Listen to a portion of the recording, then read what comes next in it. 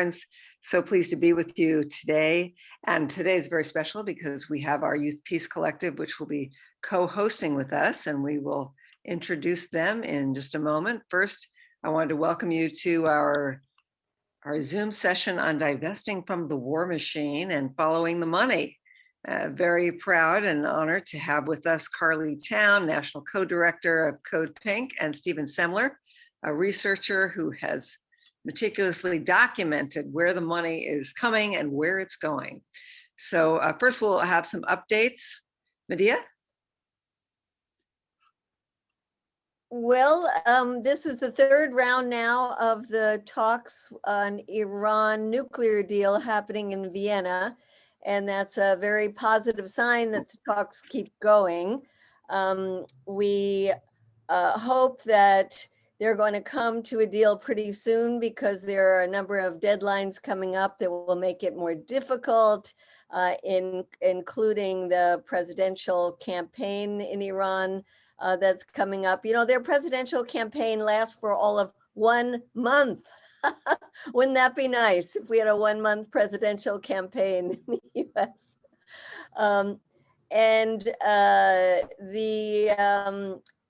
Our least favorite senator when it comes to this in the Democratic Party, Menendez, is teaming up again with other Republicans to try to gum up the works by introducing new legislation that would force the executive branch to go to Congress for every little thing along the way in this deal. So hopefully that won't go anywhere. And anybody who's here from New Jersey, please tell your senator to cut it off and to represent the American people and not the Israeli government. Thank you, Medea. And before we turn it over to the Youth Peace Collective, I just wanted to share with you that we're working on strategizing to challenge this record high military budget that includes billions of dollars for new nuclear weapons, for 800 overseas bases, which we're supposed to be scaling back on, as well as a US Space Force.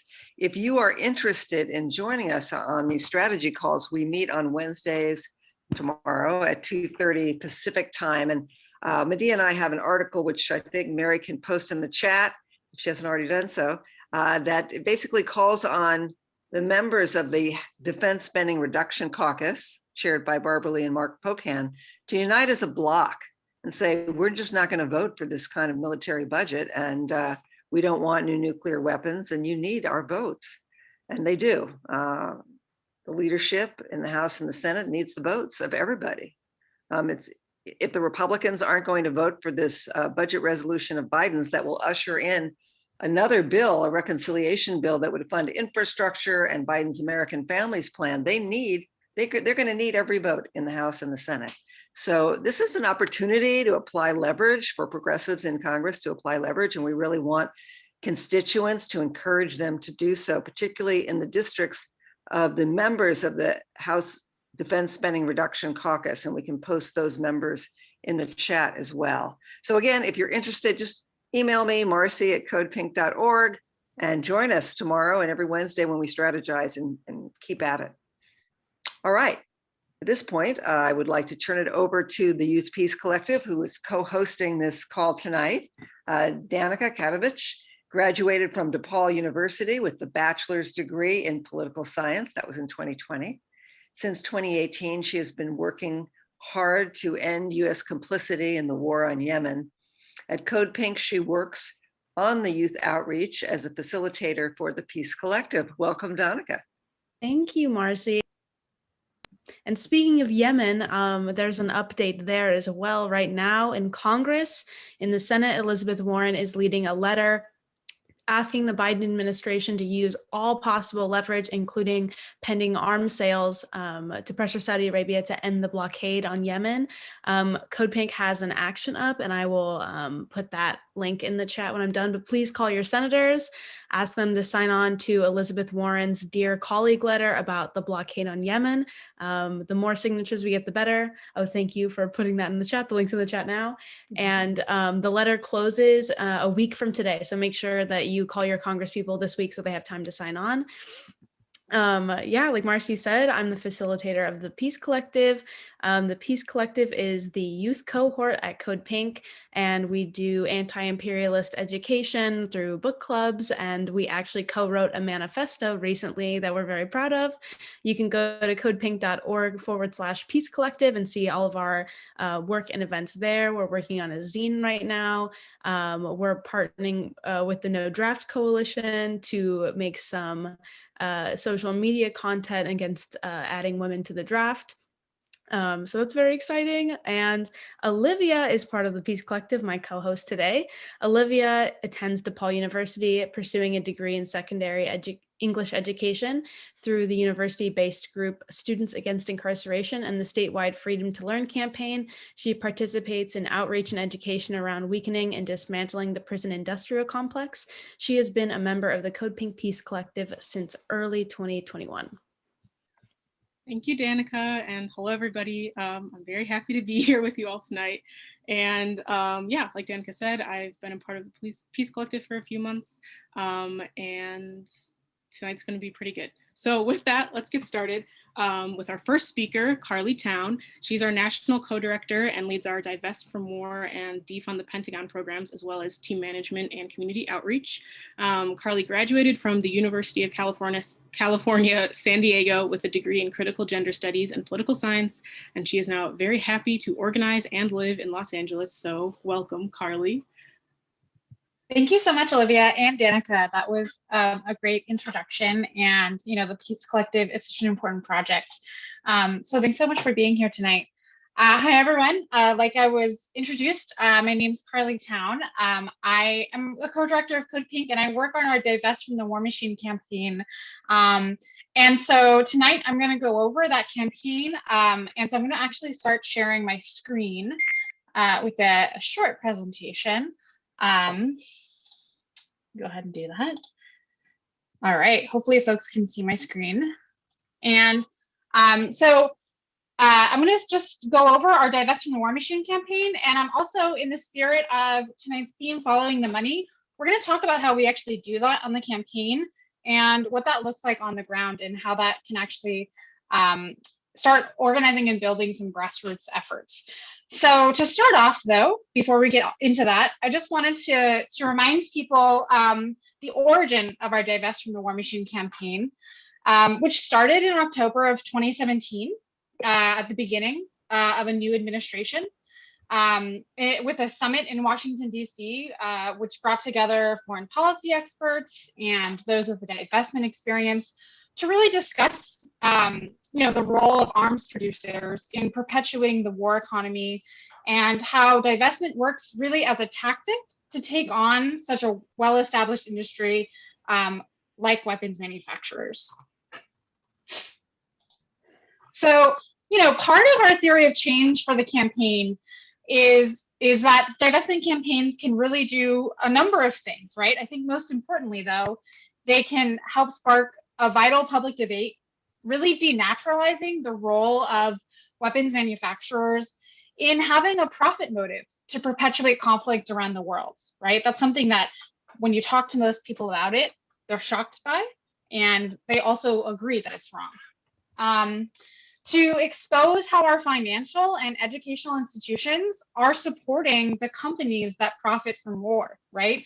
So the military-industrial complex, when you talk about it, it sounds like something that's almost untouchable, but this campaign really works to show how weapons companies are part of our local communities and we can actually take action against them.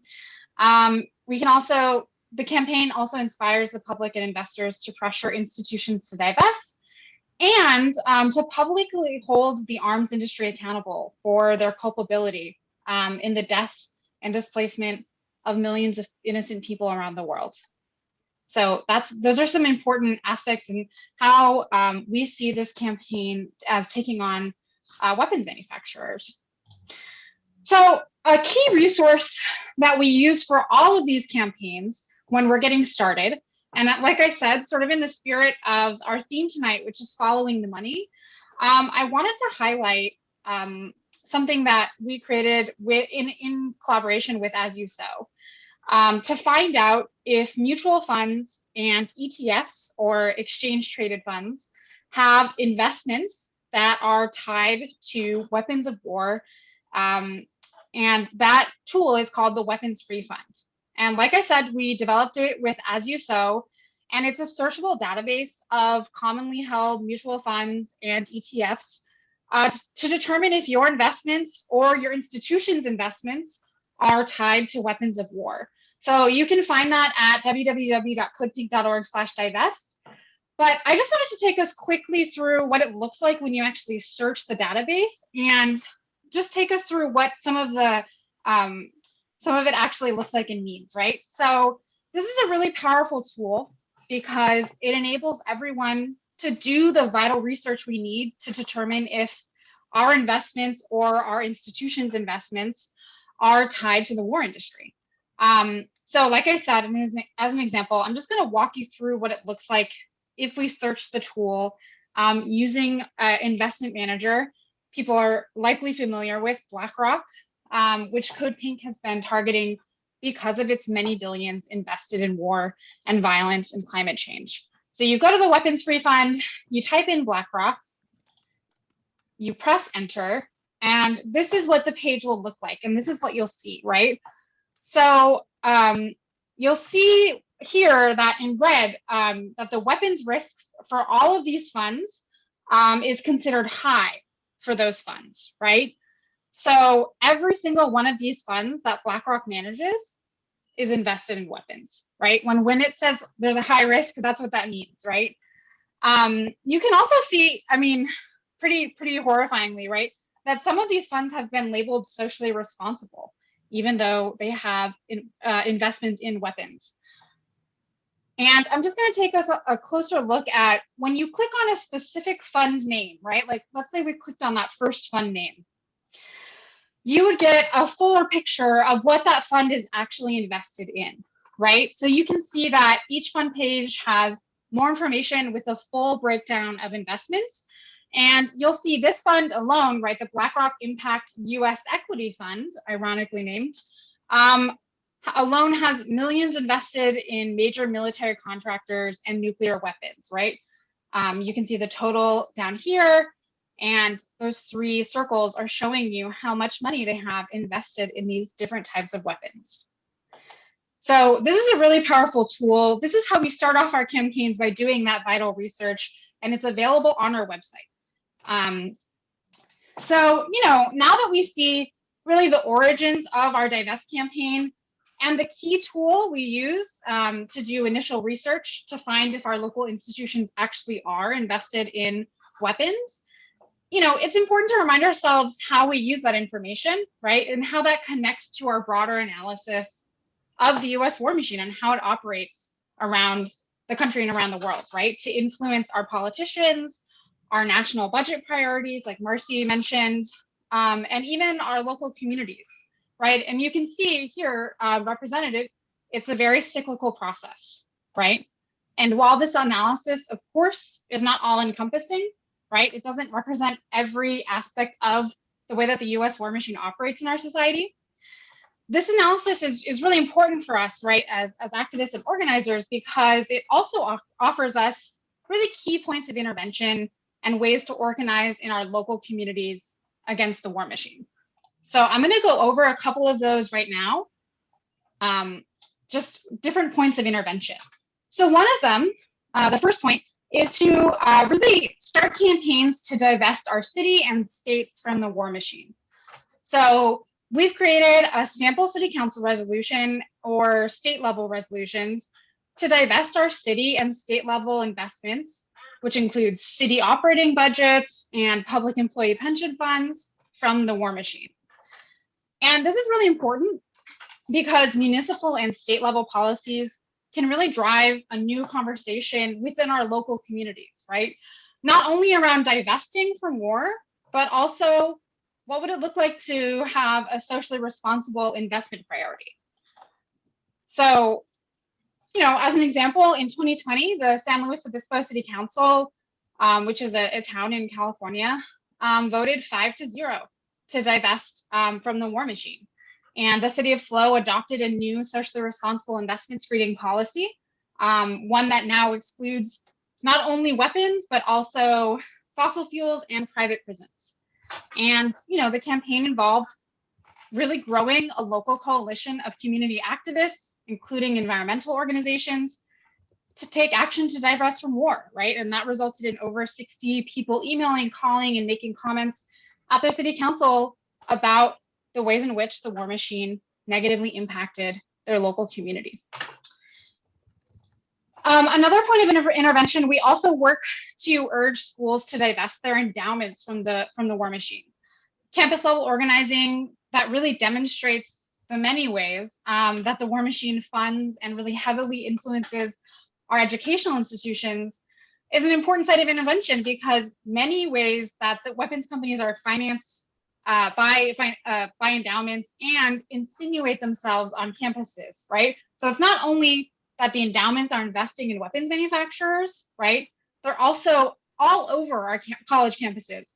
As people said, I went to UC San Diego. It was all over my college campus, right? In the form of internships and career fairs from companies like Raytheon and Boeing that really funnel people who are in STEM fields, right? People who perhaps want to make a difference in the world, they funnel them into working for weapons companies, right? And so that's a really important place for us to intervene. And then finally, I just wanted to highlight that we also work to divest philanthropic foundations from the war machine. As you can see here, we already have quite a bit of money already committed from philanthropic foundations around the country. And this is really useful, right? Because they have the potential to be major cultural and financial power centers in really condemning companies and demonstrating that they won't invest in companies that make a killing on killing. And then since Stephen Semler is here, and he's going to take us through how he does research into our politicians' campaign contributions, I also just wanted to finally highlight some of the work we do around really highlighting how war profiteers exert influence over our politicians, right? This is just part of that previous cyclical graph of the war machine I demonstrated earlier, right? And I just want to take us through quickly and remind us that Biden's proposed Pentagon budget for 2022 is $753 billion, right? Half of that budget will go directly to private defense contractors, including weapons companies like Raytheon, Northrop Grumman, et cetera, which means, right, that every year, politicians who are funded by the very companies that benefit from the Pentagon budget vote for an increased Pentagon budget that directly enriches those companies. It's really easy to see the clear conflict of interest, and I'm excited for Stephen to take us through that a little bit later. But I just wanted to highlight some of the research that he's already done that has been really instrumental to a lot of our work, right? From the Security Policy Reform Institute, which found a direct correlation between contributions from the defense industry and voting to maintain or increase military spending. And because of that, and we were working on this before, right? But this makes ever clearer that we need to take our commitment to refuse money from weapons makers directly to our representatives, right? And say, you need to stop taking campaign contributions from the same companies that are enriched by enormous contracts with the Pentagon, right? Which is approved by our congressman, approved likely by your representative every year. People can see the pledge we ask people to take here, and also where you can find it on our website. And another study by the Security Policy Reform Institute showed that Congress members who signed CODEPINK's pledge to divest from war voted unanimously to move funds from the Pentagon to the people last year when they had that opportunity, right? So this pledge is powerful, and it is really important that people ask their representatives to sign it. And finally, I just quickly wanted to highlight, it's not enough that our politicians are not just out and out bought and sold by these weapons companies, right? They actually have to make a positive commitment to moving money away from the Pentagon budget into things that we actually need, right? Healthcare, green jobs, infrastructure, which is why we've also created a guide to Pentagon budget cuts, which you can go to and see here. And I'll just highlight, right? If you go there, you'll see the full guide, which includes, outlining specific programs that we can actually cut from the Pentagon budget, right? And you can see some of the savings that we would accrue if we did that. So that about wraps up my presentation for now, but just want to say thank you.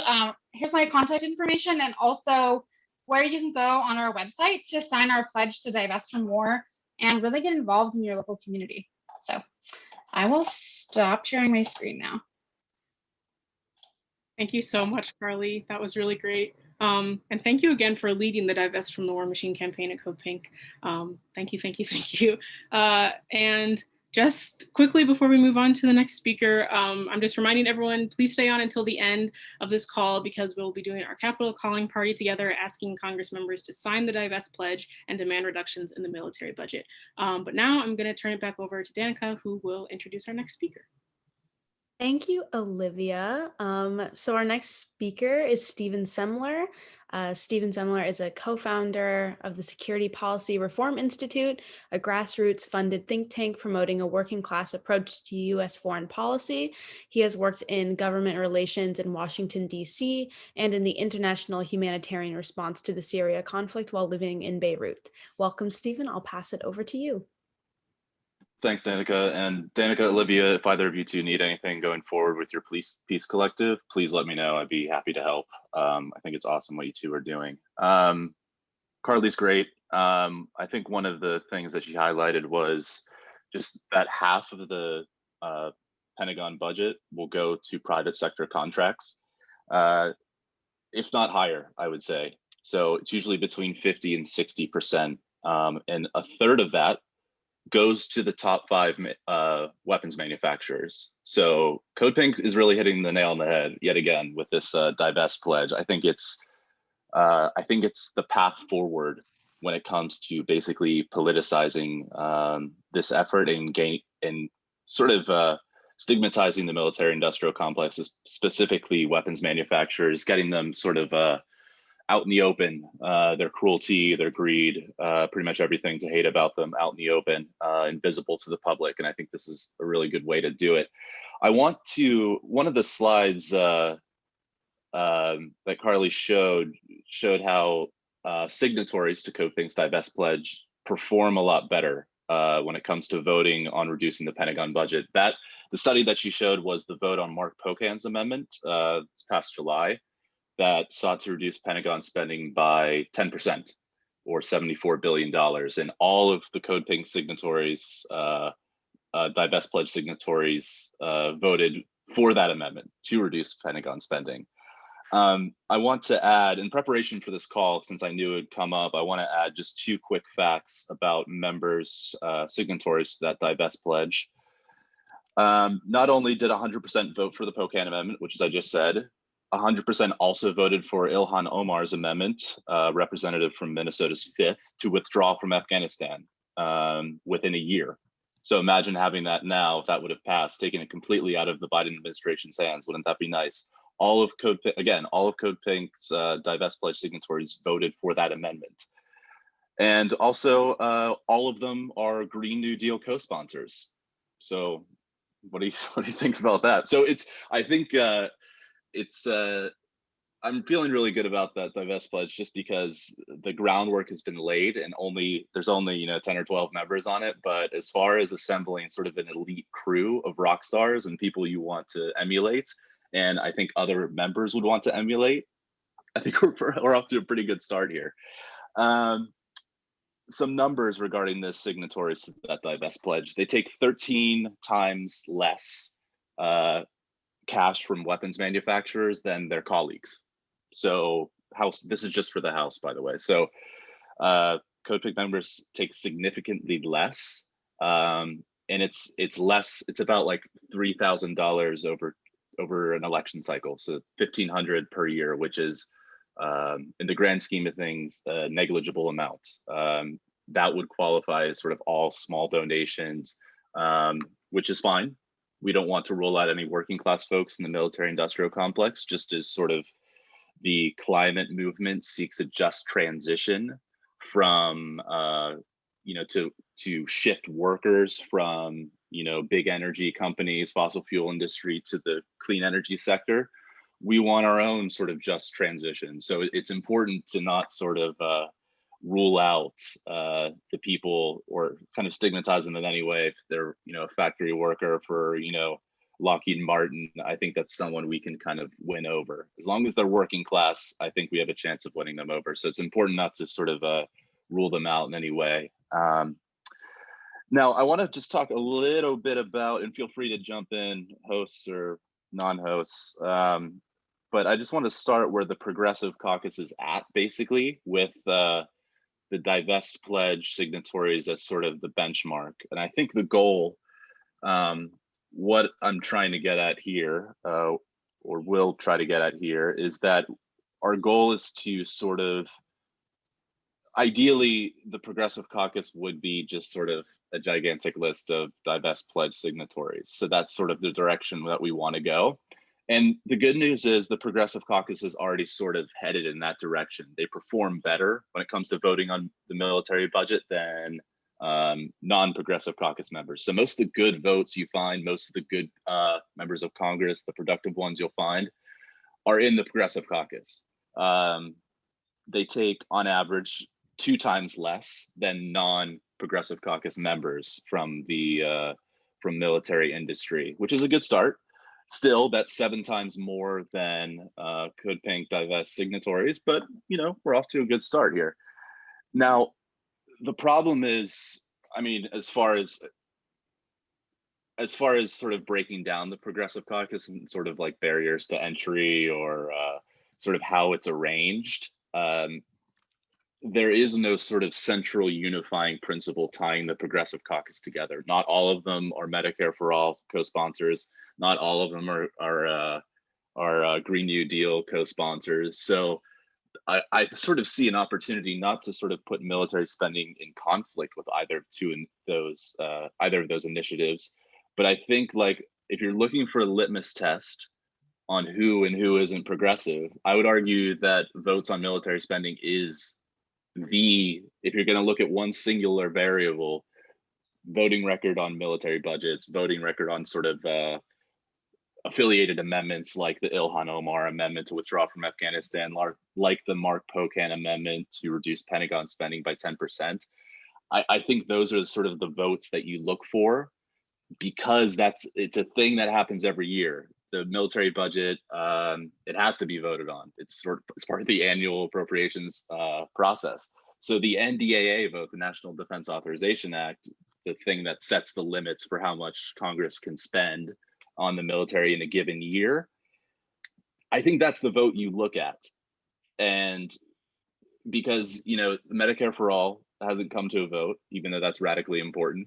Green New Deal won't come to a vote because it's a sense of resolutions, and sense of resolutions are just about expressing the sense of a particular chamber. So it's not like it will be sent to the Senate if it gets enough support.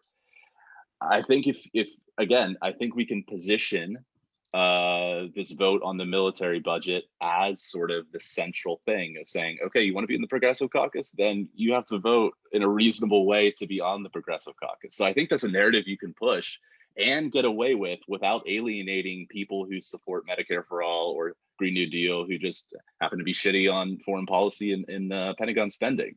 Because, I mean, I don't have specific numbers to provide you, but the people who vote well on military spending within the Progressive Caucus also tend to be co-sponsors to Green New Deal and also tend to be co-sponsors to Medicare for All. If you took out the worst voting members on military spending from the Progressive Caucus, support rate for both Green New Deal and Medicare for All would both go up. So, I mean, these are sort of variables where you can't really offer a singular explanation or like a unifying theory necessarily without diving into critical theory or complexities. But I would say I'm not complaining that the correlations exist. So it's one of those things that kind of suits us well and gives us optimism going forward. So there's already links between good members who are good on or Progressive Caucus members who are good on military spending and Progressive Caucus members who are good on healthcare and good on the environment. So those links already exist. It's about sort of showing them off. One last thing regarding the Progressive Caucus of just sort of the state of it. There's about 90 members in it, House members, I should say. And the top, if you arrange them by sort of, if you sort them, all these members, based on how much military cash they took last election cycle, and and voted and are still current members, you end up with like 83 or 84 or something. So I took that and I divided it into quartiles. So the top quartile, that's the fourth that take the most. In the bottom quartile, those are the members that hardly take any from military contractors, like Divest pledge low. And I just want to like kind of give you an idea that even in sort of an isolated setting, even in like the best of the best, the Progressive Caucus, which it is, that's the reality. I mean, it's not perfect, I know, but it's where the best members are. The top quartile, the top earners from the war industry in the Progressive Caucus, they take about 3 times the House average, about 74 grand per election cycle, which is, again, signatories to the Divest pledge take like 3,000 or something crazy like that, or like an insignificant amount. 74,000 per election cycle is significant. That matters, and it does steer their votes. So within the top quartile, within these top earners who take an average of 74 grand per election cycle, the support for Mark Pocan's amendment, again, reducing military spending, support for that amendment was 52%. Okay, that's better than Democrats as a whole, and certainly better than the House as a whole. For the Ilhan Omar amendment to withdraw from Afghanistan, within the top earners, it was 70% support. So again, better than the House as a whole, obviously, and better than the party as a whole, the Democratic Party. But if you go down to the bottom quartile, and we're talking an average of, what do I have here? 1,600 per election cycle. So we're talking like even lower than Divest pledge signatories. Of the bottom quartile, so again, we're talking 21 members I counted here, current members who voted last cycle. So that's how I sort of arranged it. Support within the sort of bottom recipients of war industry cash, support for Mark Pocan's amendment was 100%. Support for Ilhan Omar's amendment was 100%. So it's one of these things where it's like, okay, if we're building this Divest pledge coalition, then we're looking within the Progressive Caucus and we're looking down basically to the bottom recipients, because those are the people who are already doing what we want them to without maybe even realizing it. And I think I think one of the things that I find the most promising about it is that it's such a low effort way to be good at foreign policy and make a difference in foreign policy. So looking ahead, if the squad picks this up, we're having a very different conversation where we're not talking about 10 or 12 members, we're talking, much higher members. The squad, just real quickly, some members of the squad have been having a tough time this Congress, but in large, they are the best, and it's not particularly close either. They perform just as well as CODEPINK Divest signatories. So a really good way is that if you're in one of these districts or you just happen to have any connections, I would say, try to get some members of the squad on, because they have a certain political power and reputation that is within the chamber unmatched, unless you're talking about, the OGs, the best of the best. We're talking about like Barbara Lee or Mark Pocan. No one's going to come close because they've just been in the game for far too long. They've been great for so long. But the squad is sort of the next step when it comes to, popularizing this thing and getting it out into sort of pop culture. Another critical element is for, I think, those explainer videos that one explainer video that I hope everyone in the chat tuning in by CODEPINK that sort of explains how cash corrupts this cycle. I'd like to see a lot more of that. just because like I was shocked. I was talking to Carley after, and she said it was the first time they'd done it, and it was awesome. It was amazing. So the only direction is up when it comes to that sort of thing. I'm feeling really, really good about it because those are the sort of videos that really make a difference and are accessible. And it just kind of shows it's like people already know that cash, industry cash, corporate cash corrupts the voting process. I mean, Sunrise has made a huge deal out of it correctly when it comes to big energy, and you know, Red Berets and other Medicare for All organizations, they've made a huge deal about how big pharma corrupts and how it sort of steers members away from supporting Medicare for All. That's, I think, like what we're talking about is sort of the same thing. We're already speaking their language, and universally, whether you're Republican or Democrat, you hate corruption in politics.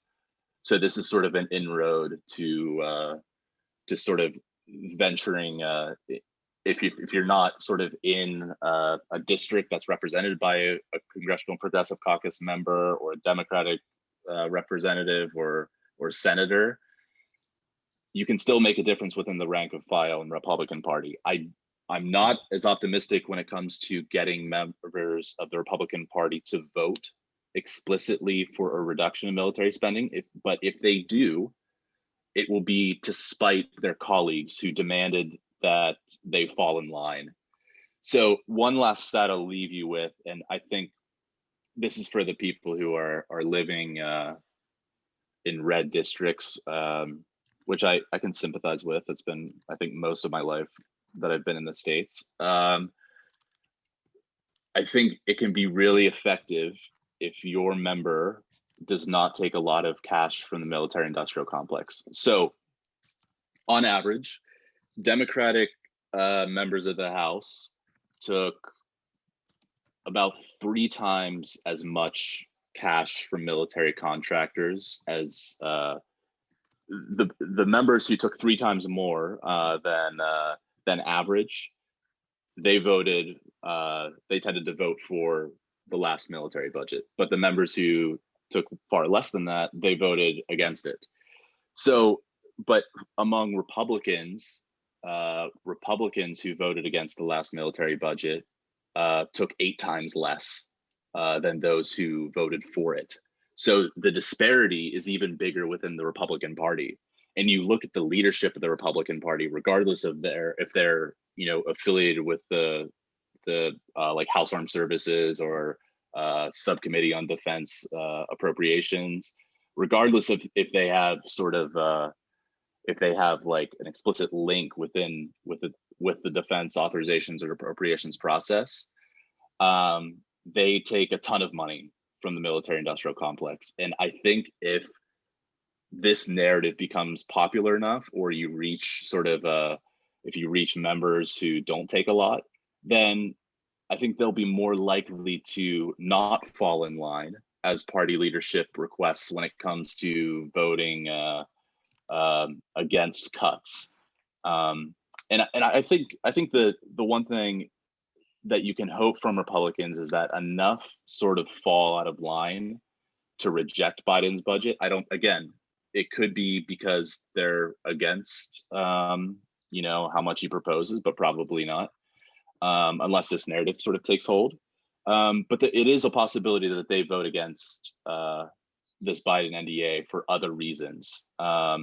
So getting sort of Republicans on our side, it might be sort of by chance, it might be sort of like a car accident while we sort of do our thing with Democrats. But I think either way, this narrative that cash corrupts will take hold. It's too populist, it's too working class to be sort of easily dismissed by any party member. So I really applaud CODEPINK, and I'm happy it's getting started. And I mean, they clearly have capable, y'all clearly have capable people running this thing at every level. So I'm optimistic. I don't know. I think that's a good way to wrap up. I think I've gone a little bit too long, but happy to take any questions. Thank you, Stephen. We appreciate that you follow the money and call out Congress members and senators who take a lot of money from military contractors and then vote for war and weapon systems.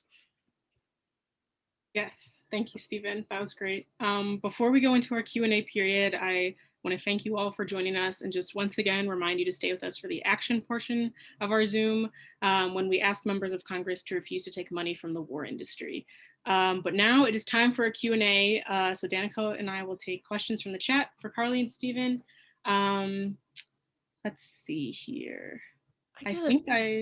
Oh, sorry, Danaka, go ahead. In the chat. And just really quickly, if you are under 30 and on this call, please go to codepink.org/peace collective and sign up to join us. We're very fun. We have a very lively group chat. So Pi asked in the chat, is it true that the Green New Deal was amended to include green military/Cold War provisions? I saw something about that, but I don't know if it's officially in there.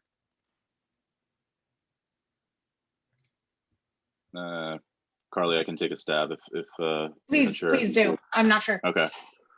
I didn't see the closest. I don't think the Green New Deal the resolution was amended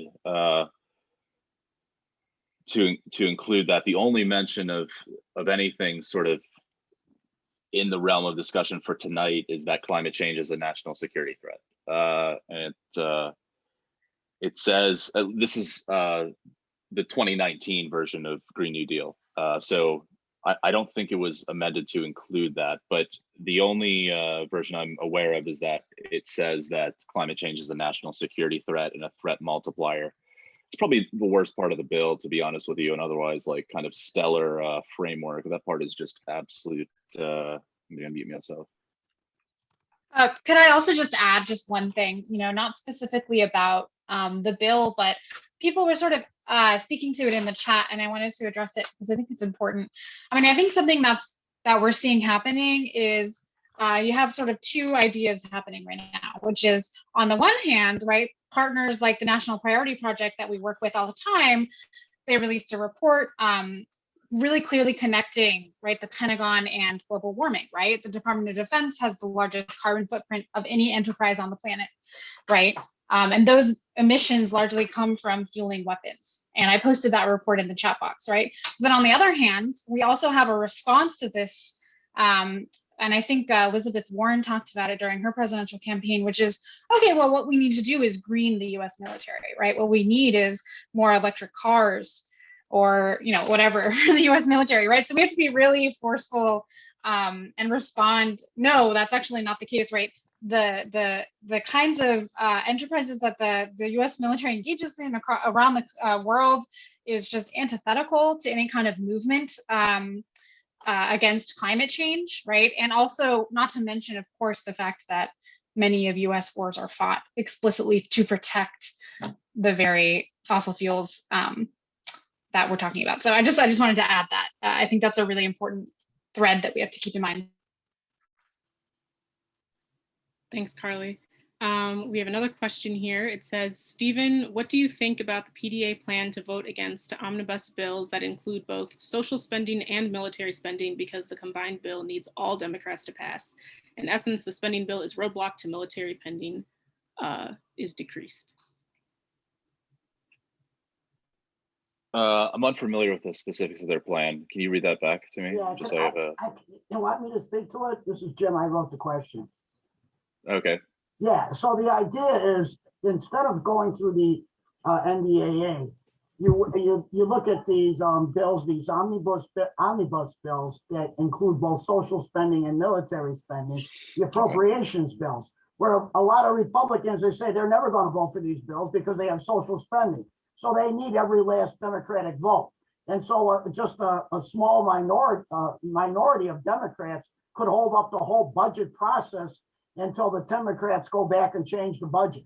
I think that's the strategy here. And we met with our congressperson, Gwen Moore, and that's where she votes against the NDAA, but when it comes to these combined bills, that's where she paused. So I just want to know what you think about this.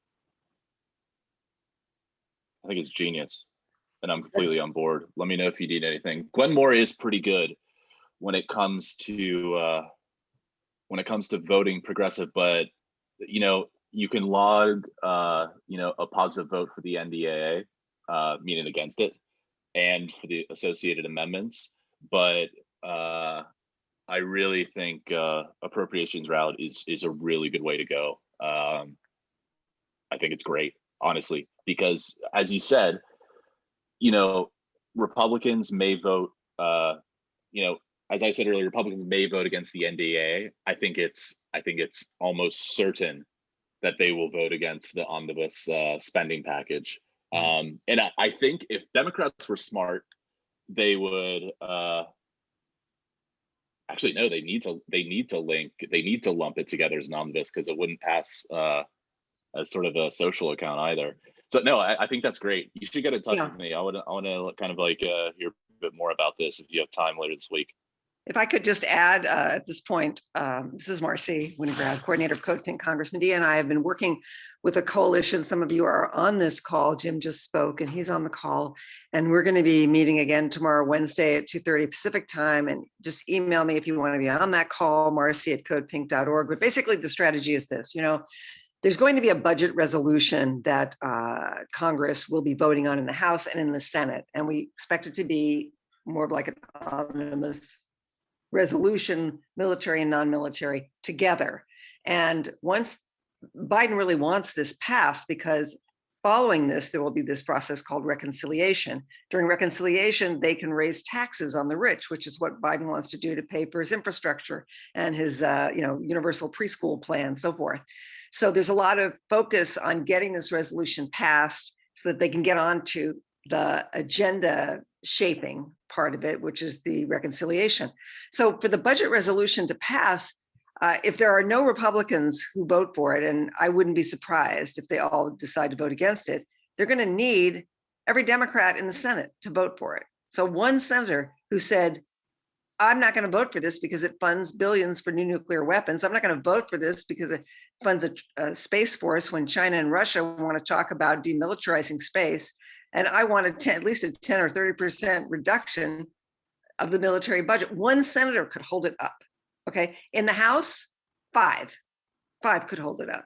So our focus is on getting these members of the House Spending Reduction Caucus to unite as a bloc. Their power is only as great as their organization. Thank you, Marcy. And I just want to point out, Olivia goes to DePaul. I graduated from DePaul, and Jim also graduated from DePaul. So go Blue Demons. We're representing today. We have another question in the chat. I'll point this one to Carley. Local actions are very consuming. How do we get organizers against, example, police brutality to focus on violence with a more global reach?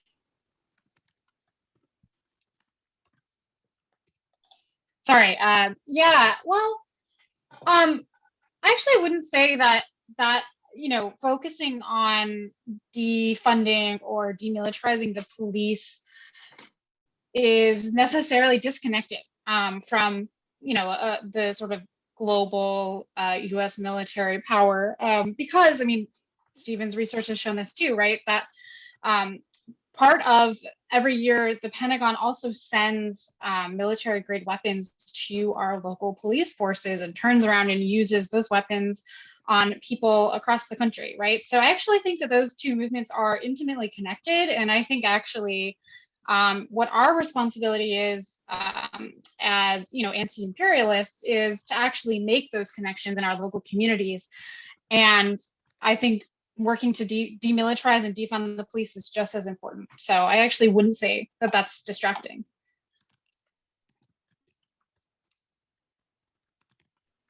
Thank you, Carley. I think it's time, Marcy, to move over to the actions. Is that right? Sure. Yes. Okay. Yes. It's exactly that time. It's almost 10 up. So thank you all. Thank you, Olivia. Thank you, Danaka. Thank you, Carley and Stephen for contributing so much tonight and making it worth our while. We've got to ask our members to sign that pledge to organize and oppose this record high military budget. So Mary, if at this point you could post the script but first, let's unmute and thank our guests. Thank Carley and Stephen. It's all Thank unmute. you. Thank you. Thank you. Thank you. Thank you. Awesome. Thank you. Yay! Okay, so please do stay on the call because Mary will be posting the script on the screen and in the chat. And at this point, if you're joining us for the first time, what we usually do is we have a script and you can certainly put it in your own voice, in your own words. But basically, we're calling Capitol Hill. We'll put the number for the Capitol Hill switchboard up. And we're writing our Congress member, our House member, and our senators if we have time. Oftentimes we'll have a message directly to the White House, so in this case, it could be a direct message, reduce the military budget. I mean, they can still reduce it. There's no law of gravity, as I think my friend Rachel Brunke says. There's no law of gravity that Biden can't change his mind, right? And lower the military budget and remove the money for the new nuclear weapons, all those missiles. It's crazy. Here we're negotiating with Iran on their nuclear program while we're planning to build new nuclear weapons. Insane, right? Okay, so let's see what we've got in the chat. And Mary, if you can put the script up on the screen, that would also be terrific. Let's see. Here it comes.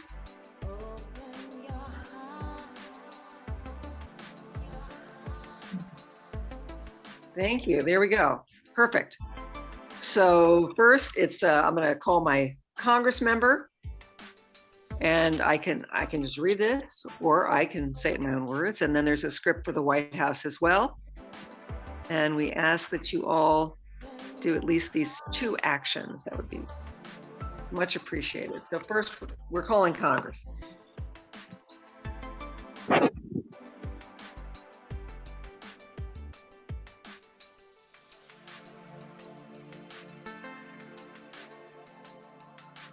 Can't see the number. Okay, Mary, if you could, there we go. Yeah, Thank Thank you. you.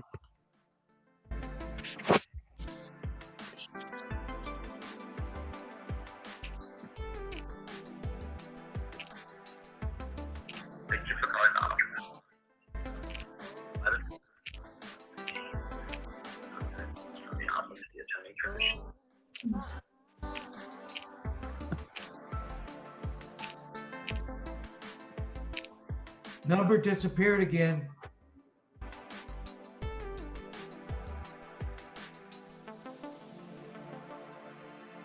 I've done this already.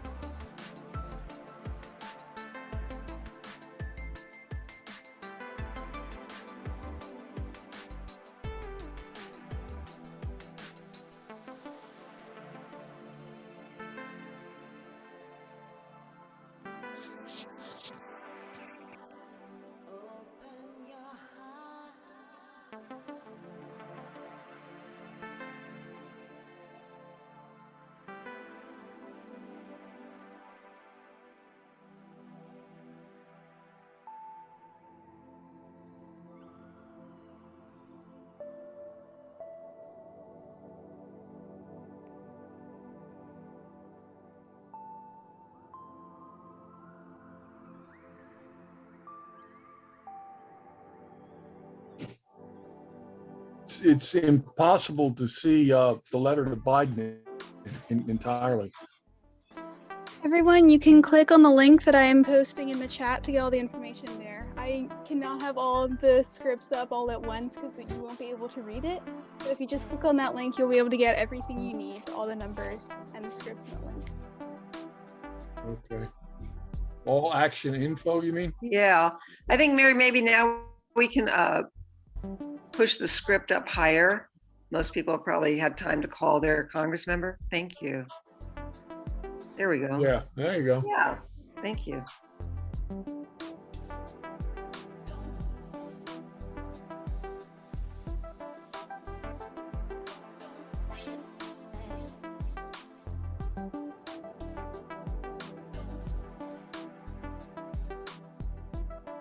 Marcy, could I mention something that's happening this weekend? Sure. There's going to be a 2-day Zoom meeting between Edward Snowden and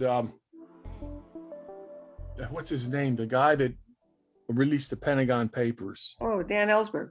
Dan Ellsberg. They're having a live, discussion on Zoom this weekend, Great. Saturday and Sunday. And I don't know how to find the link, but if you just Sounds do like it, it's probably a Roots Action event. I'll take a look, and if I can find it, I'll post it. it's going to be pretty fantastic. Yes. Marcy, Thank Yes. you. I just want to just ask, is that a repeat? Because there was a UMass 2-day seminar this Oh. past weekend that was Ellsberg and Snowden. Yeah, So I don't know, is the but, date correct or what's? Oh, I maybe- don't know. I don't know about it, but if anybody does have the information, post it in the chat, and if not, I'll look for it myself. Well, maybe I missed it. But in the meantime, let's finish up on these Yeah. Okay. actions. Thank you. You may be able to find it through democracynow.org. Amy moderated that discussion. Oh, Okay. damn it. And I think she's got it posted on the website for a while. Okay. Okay, great. Thanks. You're welcome. Sheila, what discussion? I missed that. I had You know it what, on let's mute. take this offline into the chat because we really want people to finish up on the action, but I appreciate the information. We can get back to it after we finish the action alert. Okay.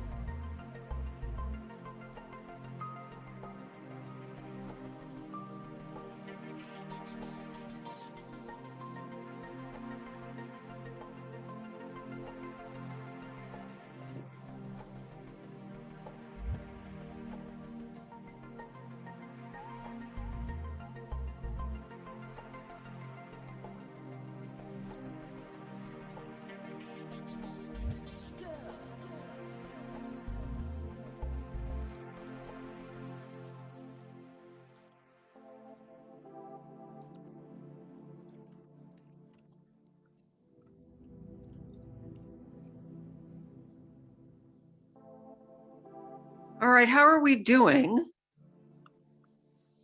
If you can post in the chat. Okay, so Sheila says she emailed the White House.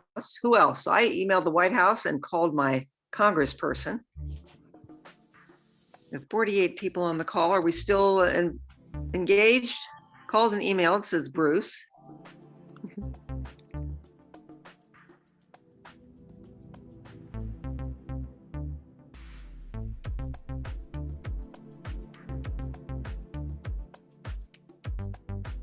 Okay, maybe we'll wrap it up in another minute or so.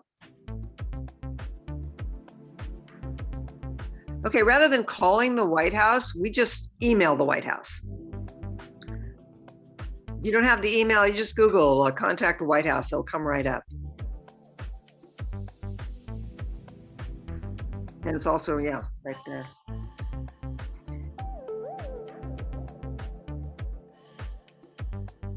Thank you, Matthew. All right, John. Have a great weekend. All right, Marcy? so yes, we're gonna close this part of our. I just wanted to tell you, there's yeah. also a White House page that people can go and post on. Okay, yeah. If you Google White House, contact White House, they'll give you a form, and I'm not sure if that's what you meant, but that's one way of doing it. Okay, so I really thank you all for staying and participating and getting that message out there to your Congress member and to the White House. And if you have time later, maybe to your senators as well. Thanks to everybody, the speakers and all. Yeah, I know, great speakers. Now, John Douglas, are you out there? Where else would I be on a Tuesday afternoon? We can always count on you. Our fabulous choir director, pianist, talented activist, John Douglas in Santa Barbara. But not much of a singer, so folks, please sing along. 2 verses, you all know this song. We're gonna lay down our sword and shield, and we're gonna lay down our gun and belt. All right, here we go.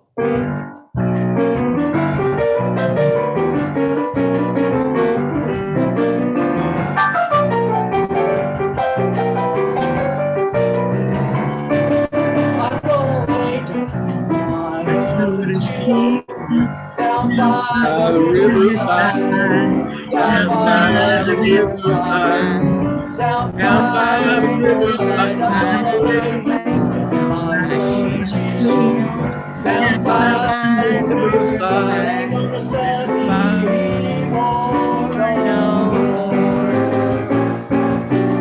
study more no more, ain't gonna study more no more, ain't gonna study.